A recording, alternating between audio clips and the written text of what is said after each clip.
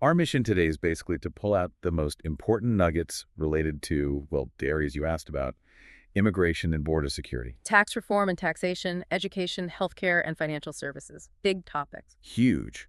And we're translating that legislative language into, hopefully, clear, understandable insights. Think of us as your guides through this dense text. We're highlighting what seems most important based on the text and why it might matter to you. So what does this all mean? Let's jump in.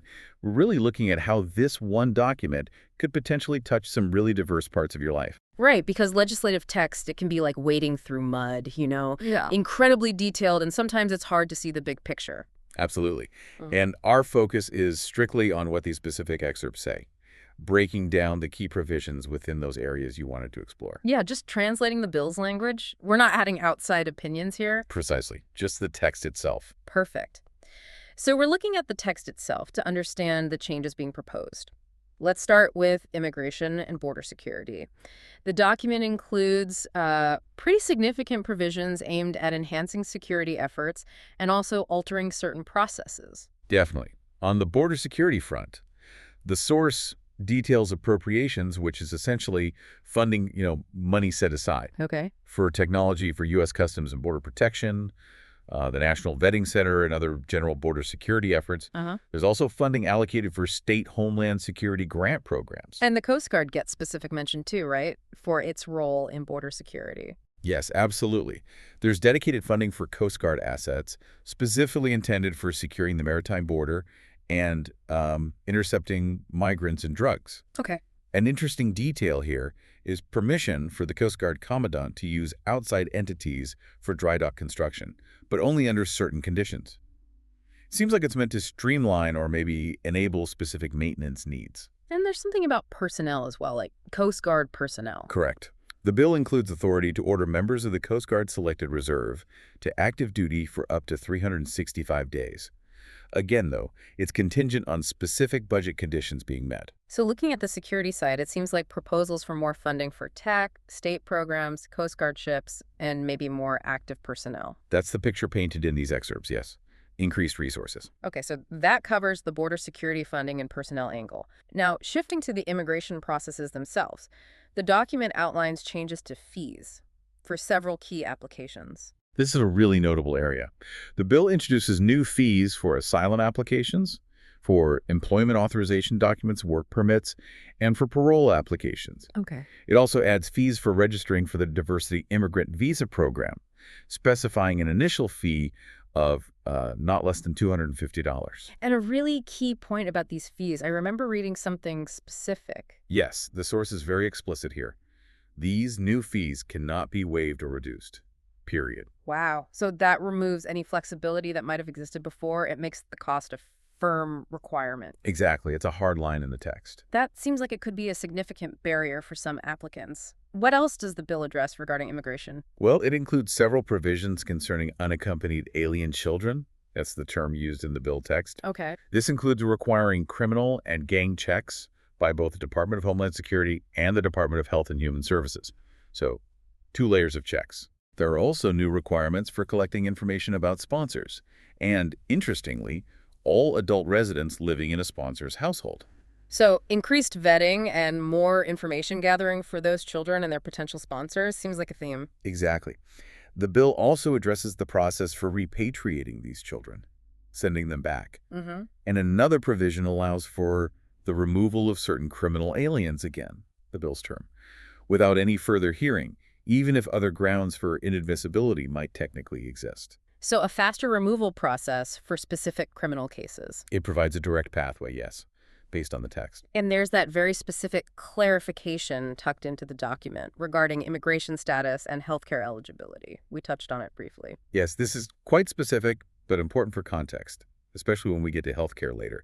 The bill explicitly clarifies the definition of alien lawfully present in the United States, specifically when it comes to eligibility for healthcare exchanges. And the clarification is, It states that this definition does not include individuals granted deferred action under the Deferred Action for Childhood Arrivals or DACA process. that's a very clear exclusion. tied to a specific status impacting access to exchange-based healthcare for those individuals. Right. It's spelled out plainly in the source. So looking across these immigration and border security provisions from the source, the overall picture includes increased funding for border tech and personnel, these new non-waivable fees for common immigration applications, enhanced vetting for unaccompanied kids, and these specific exclusions regarding healthcare eligibility. For you, the learner, if you're thinking about immigration processes or maybe you live in a border region, these are some of the specific changes laid out in this particular document. Yeah, it's definitely a mix. Stricter financial requirements on one hand and increased security measures on the other, based on these excerpts. All right, let's shift gears dramatically now and dive into tax reform and taxation. The source material has a huge section on this, title of pitch. It covers a lot of ground. Oh, absolutely. It proposes numerous changes affecting both businesses and individual taxpayers. It's quite extensive. Okay, let's start with businesses. What's changing for them according to this? Well, there are modifications to how they calculate adjusted taxable income for the business interest deduction. Basically changing the rules around how much interest expense they can deduct from their taxes. Okay, that sounds technical, but potentially significant for businesses with debt. It can be, yeah. And there are also extensions for some existing deductions. Like what? It extends provisions related to deductions for foreign-derived intangible income and global intangible low-taxed income, FDII and GILTI, sometimes called. And it also extends the base erosion minimum tax amount, the BEAT tax. Okay, so those are complex international tax concepts, but the key takeaway from the bill text is they want to keep these specific rules in place longer. That's what the proposal indicates, yes, extending those provisions. The document also highlights something it calls additional tax relief for rural America and Main Street. What's in there? Right. That section includes provisions like a special depreciation allowance for qualified production property. That basically lets businesses write off the costs of certain assets more quickly. Accelerating deductions. Exactly. It also addresses opportunity zones, proposing their renewal and enhancement. But interestingly, this comes with new reporting requirements for the funds and businesses operating in those zones. Oh, yeah. So more transparency required. Seems like it. And a requirement for data collection specifically on their impacts. Are they actually working as intended? Okay, so continued focus on accelerated depreciation and opportunity zones, but with added reporting and data tracking. Now, the bill also proposes some pretty significant changes to clean energy tax credits.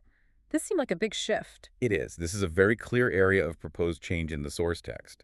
It includes provisions that repeal or restrict the transferability of credits for clean fuel production. Restricting how those credits can be bought and sold? Potentially, yes. There are also restrictions mentioned on carbon dioxide sequestration credits, phase-outs and restrictions on credits for zero-emission nuclear power, and phase-outs and restrictions on advanced manufacturing production credits. It's quite a list. And there was a specific termination date mentioned for one of them. Hydrogen, maybe? Yes, exactly.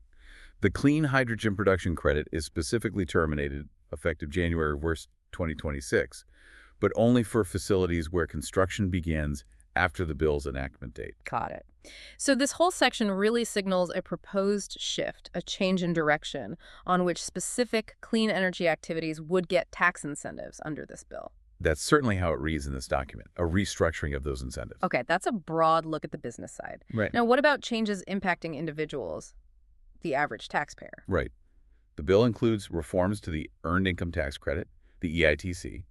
It also provides for the postponement of tax deadlines for hostages and individuals wrongfully detained abroad, a specific, perhaps smaller group, but important. And there are measures related to, tax enforcement integrity, like terminating tax-exempt status for terrorist supporting organizations and increasing penalties for unauthorized disclosures of taxpayer information. Okay, so some integrity measures. What about deductions people commonly take? Well, the limitation on the deduction for qualified residence interest, that's basically the mortgage interest deduction cap, Right. is extended beyond December 31st, 2025. So that limit continues. And the SALT cap, the state and local tax deduction limit. That limitation is also extended. And the bill includes clarification on what specific taxes and payments fall under this limitation. So if you're an itemizer, that cap is proposed to continue past its original expiration date. Got it. Good to know. There's a mention of deductions for seniors. Is that something new or enhanced? Yes, Section 110103 includes provisions for deductions for seniors. The text suggests it could be through an enhanced standard deduction, potentially making things simpler for older taxpayers. And something temporary regarding vehicle loans sounded interesting. It is. It's a proposed temporary deduction for qualified passenger vehicle loan interest. It would apply for tax years, starting after the end of 2024, but before the start of 2029. So a limited window. Exactly. And the bill text is quite specific about what qualifies as a passenger vehicle under this rule. Excludes ATVs, mentions components, final assembly location, details like that. Okay. There's also a proposed deduction for qualified overtime compensation. How would that work? Correct. And the bill includes provisions for how withholding would be adjusted for this. It seems aimed at providing a direct tax benefit for hours worked beyond the standard week. Interesting. And a tax credit related to family and medical leave. Yes, a tax credit for paid family and medical leave. The details in the source mention referencing insurance premiums as part of how that credit is calculated. What about the adoption tax credit? Any changes there? Yes, changes are proposed to the adoption tax credit, including mechanisms for adjusting it based on inflation, so it keeps its value over time. Okay. And finally, there was a new tax credit specifically related to education, a scholarship thing. This is a notable new provision, yes.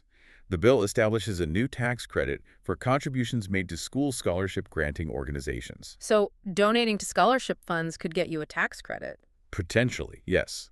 The source specifies details like who qualifies as an eligible organization, what kinds of contributions count, like tuition, books, tutoring, testing fees, and it includes volume caps on the credit, limiting the total amount available nationally. Wow. Okay, that section in the bill covers just a vast array of tax changes. For you, the learner, these provisions could affect so many parts of your financial life. Definitely. From your mortgage and state tax deductions to maybe new temporary deductions for things like vehicle loans or overtime, potentially a credit for paid leave, and even this new way to get a tax break for supporting school scholarships. And businesses, meanwhile, face changes in depreciation rules, how they handle international income for tax purposes, and this significant reshaping of the clean energy incentives we talked about. It really is a comprehensive package of tax proposals laid out in this document. A lot to track. For sure.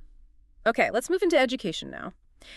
The source material here outlines some pretty significant proposed changes to student aid and also how educational institutions themselves are held accountable. Right. First off, the bill repeals the National Education and Obesity Prevention Grant Program. Just removes that specific funding stream. Okay, gone. Then there are changes planned for federal direct unsubsidized Stafford loans starting summer of 2026. Yes, July 1st, 2026. The bill proposes modifying the annual borrowing limits for these loans. Instead of fixed amounts, they be based on the median cost of college. So borrowing limits could fluctuate depending on college costs. Potentially, yes. It also suggests potential changes to the aggregate limits. That's the total amount a student can borrow over their entire academic career. Okay, and the bill also puts new limitations on repayment plans for loans issued from that date forward.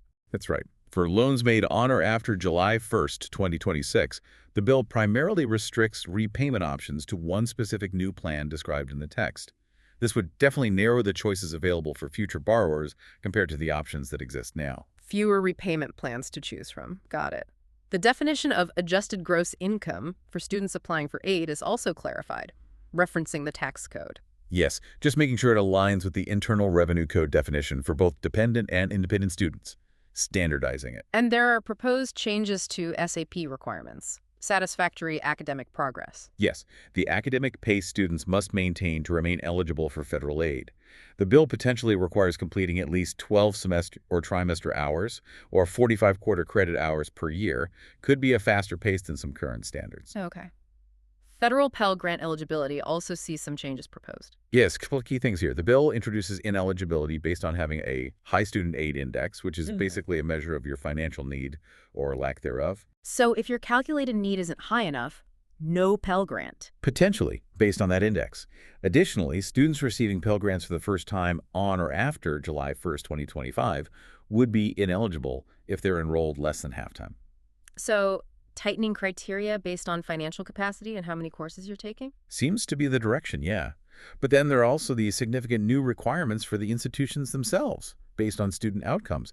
This felt like a major shift Yeah, tell me more about that. How would that work? Okay, so programs offered for at least 1 year would need to meet specific metrics to maintain eligibility for federal aid programs, like student loans and Pell Grants. What kind of metrics? The bill lays out three main ones. Completion rates at least 70%, graduating within 150% of the normal program time. Job placement rates at least 70%, getting a job within 180 days of completion. Okay. Completion and jobs. What's the third? And this one's interesting.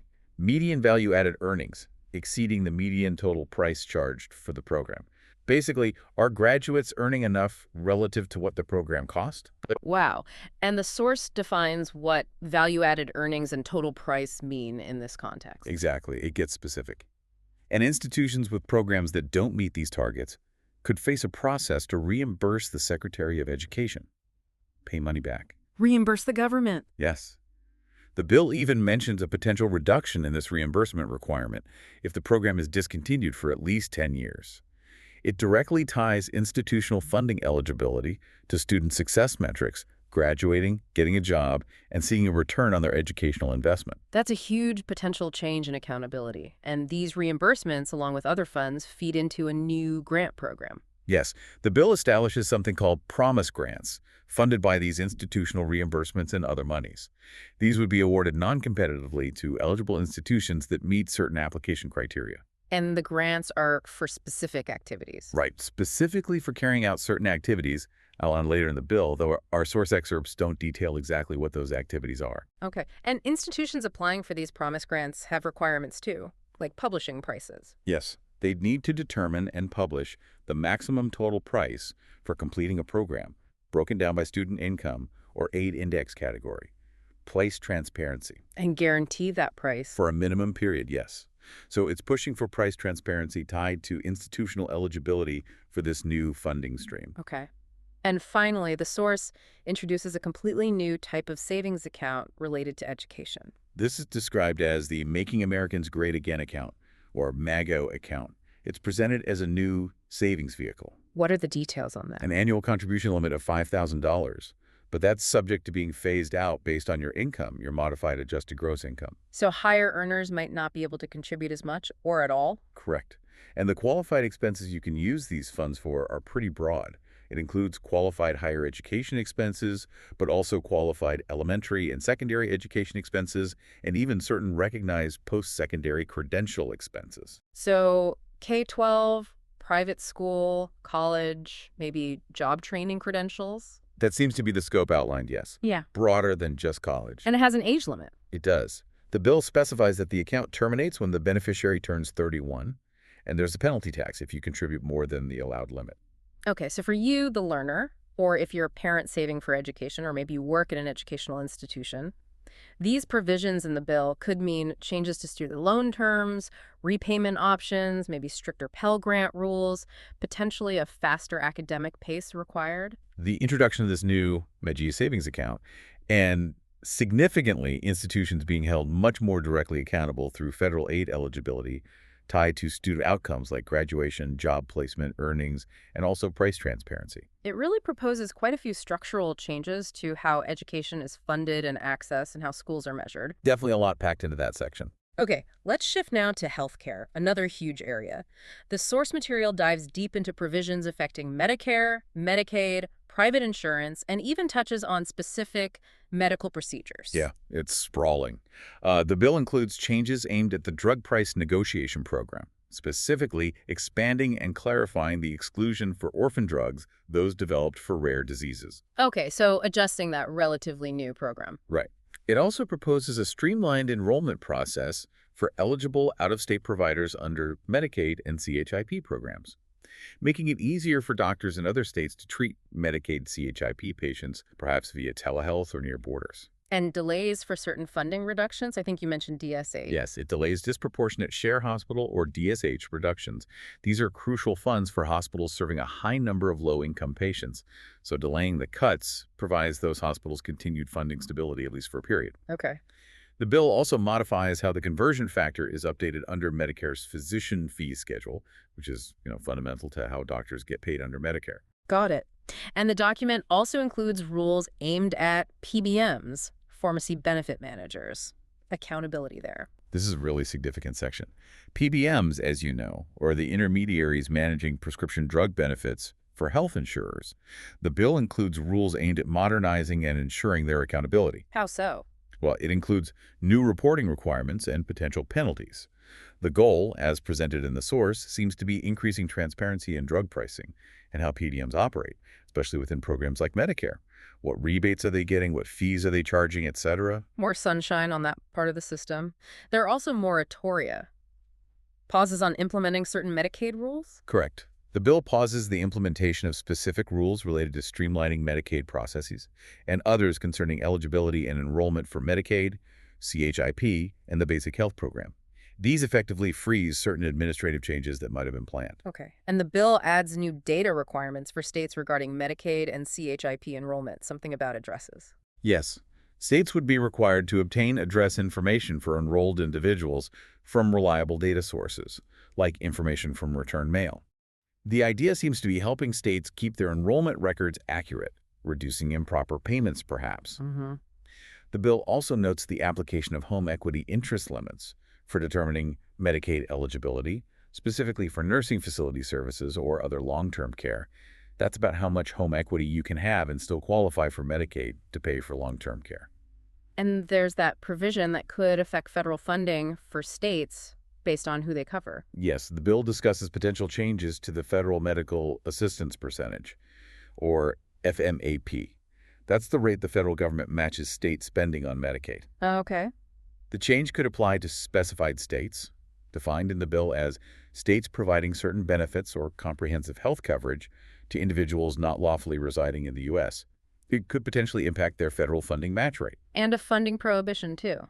Yes. The bill prohibits federal funds for certain health and pregnancy-related assistance based on applications made on or after October 1st, 2026, for individuals whose eligibility stems just from those applications. Okay. What about how pharmacies themselves get paid under Medicaid? Right. The bill includes provisions seemingly aimed at ensuring accurate payments to pharmacies under Medicaid. This involves rules about PBMs reporting pricing information to the state and limitations on states using non-retail pharmacy pricing data when setting pharmacy reimbursement rates. Trying to ensure fair payment based on actual costs. Seems to be the intent. There's even an appropriation-specific funding for the Office of Inspector General to oversee these payment accuracy measures. Okay. There are new definitions related to healthcare-related tax in the bill as well. Yes, the source includes new definitions for this term, which relates to how states can fund their share of Medicaid costs. But then, a really major new section proposes community engagement requirements for Medicaid eligibility. This would kick in October 1st, 2028. Community engagement, like work requirements. Can you elaborate on those rules? The bill uses the term community engagement. It defines who is considered a community engagement individual.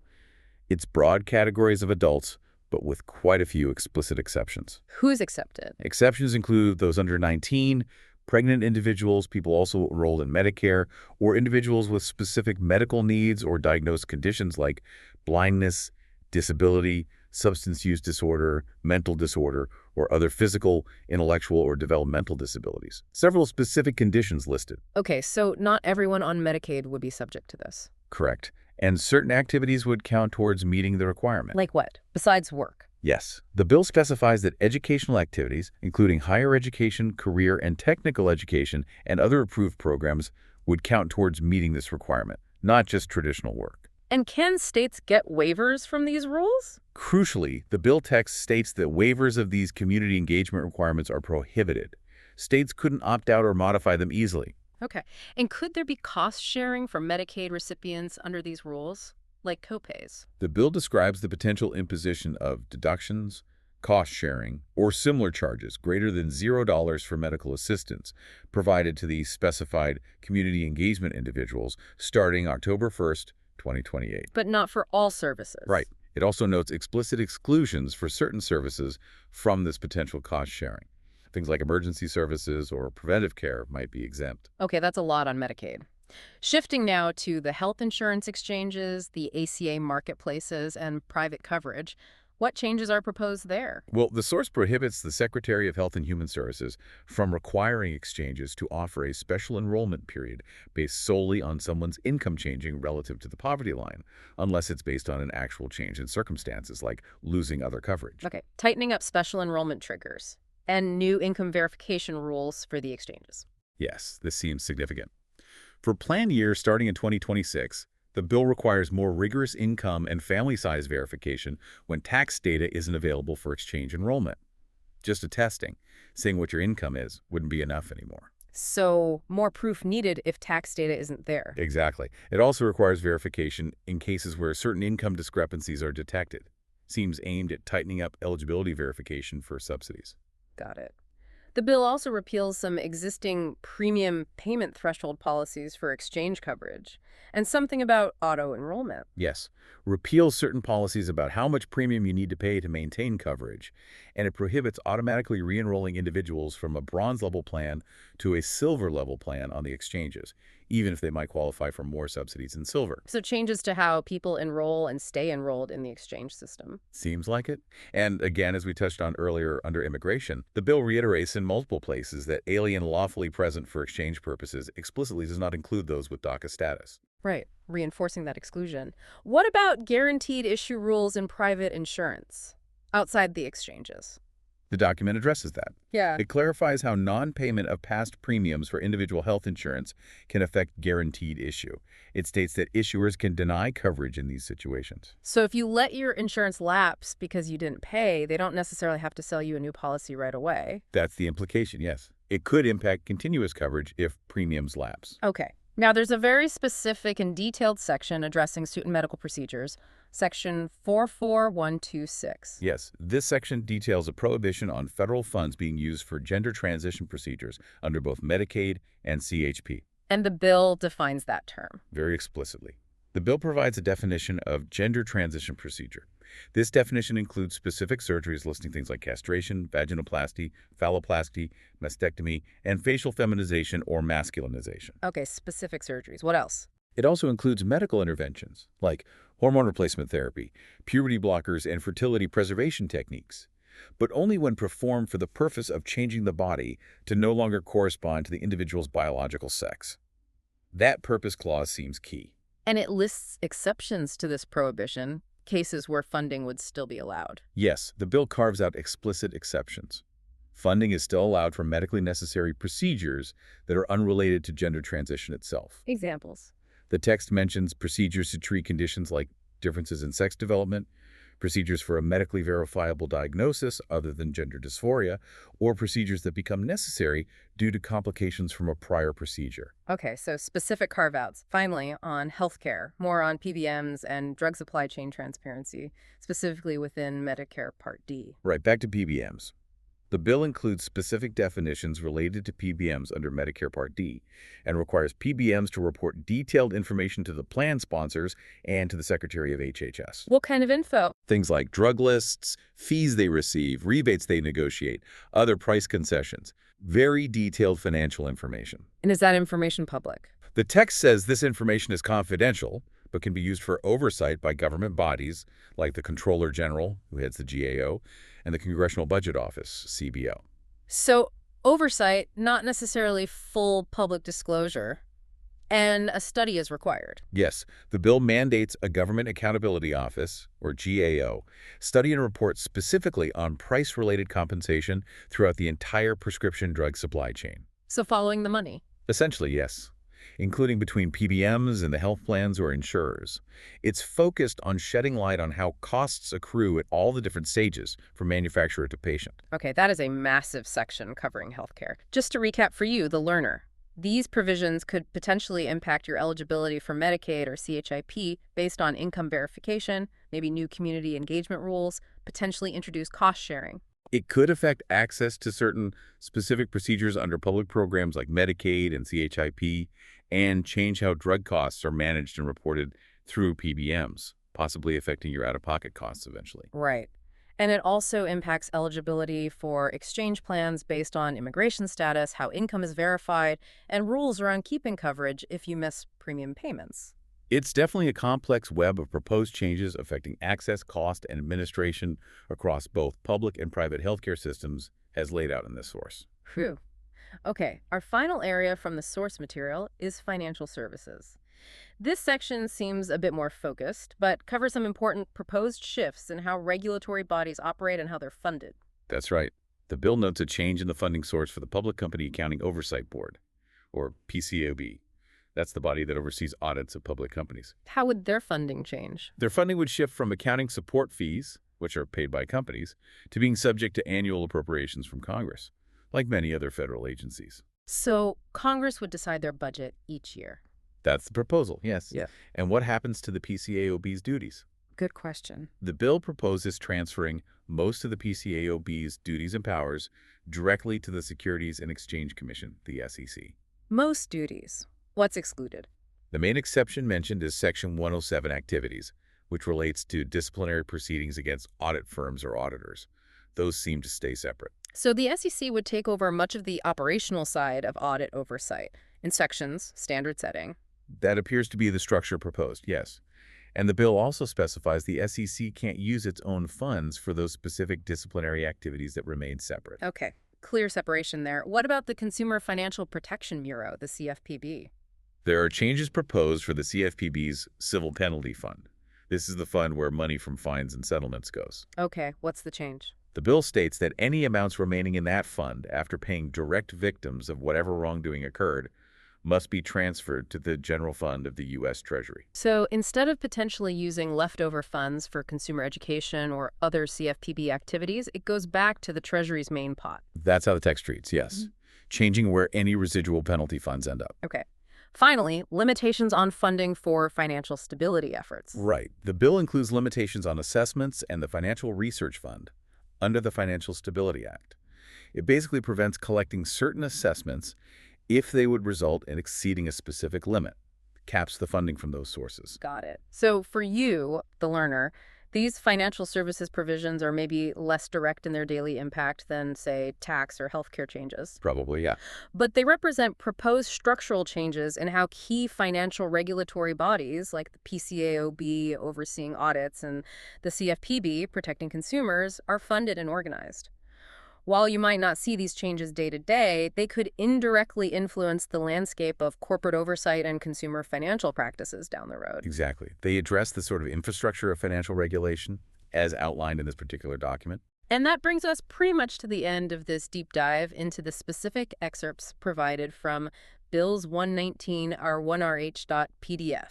We've covered quite a bit. Key legislative provisions across immigration and border security, tax reform and taxation, education, healthcare, and financial services. Yeah, we really focused on distilling the content of the document as it was presented to us, translating the complex terms, highlighting the specific provisions we found in the text. Without adding external political viewpoints or commentary, sticking strictly to what the source itself says. That was the goal.